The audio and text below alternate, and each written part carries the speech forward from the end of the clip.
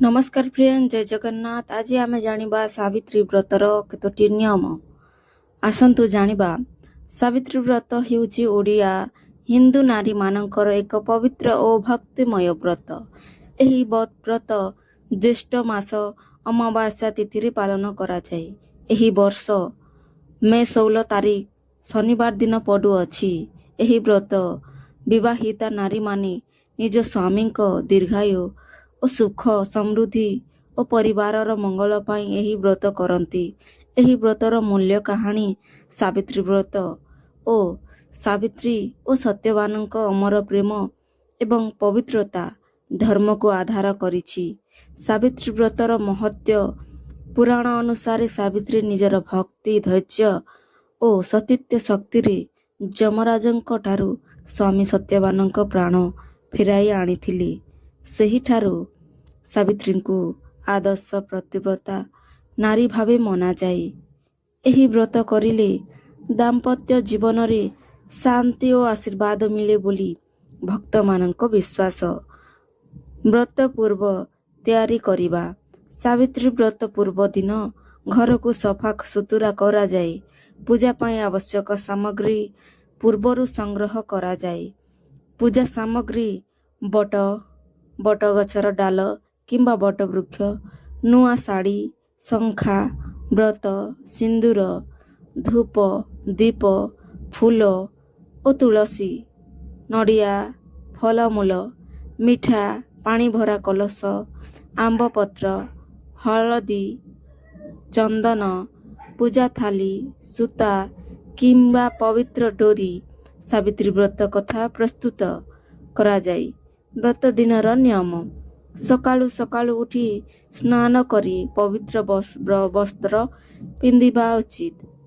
ବିବାହିତ ନାରୀମାନେ ଶଙ୍ଖା ସିନ୍ଦୁର ଓ ଅଳତା ପିନ୍ଧି ସୁମଙ୍ଗଲୀ ରୂପେ ପୂଜା କରନ୍ତି। ବହୁତ ନିର୍ଜଳ ଉପବାସ କରନ୍ତି। କେହି ଫଳ ଆହାର ମଧ୍ୟ କରନ୍ତି।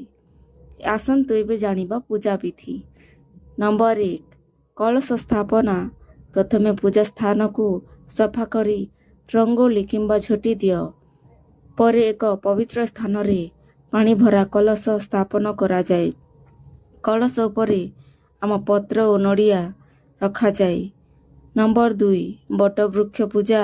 ସାବିତ୍ରୀ ବ୍ରତର ମୁଖ୍ୟ ଅଂଶ ହେଉଛି ବଟ ଗଛ ପୂଜା। ବଟ ଗଛକୁ ବ୍ରହ୍ମା ବିଷ୍ଣୁ ଓ ମହେଶ୍ୱରଙ୍କ ପ୍ରତୀକ ମନାଯାଏ।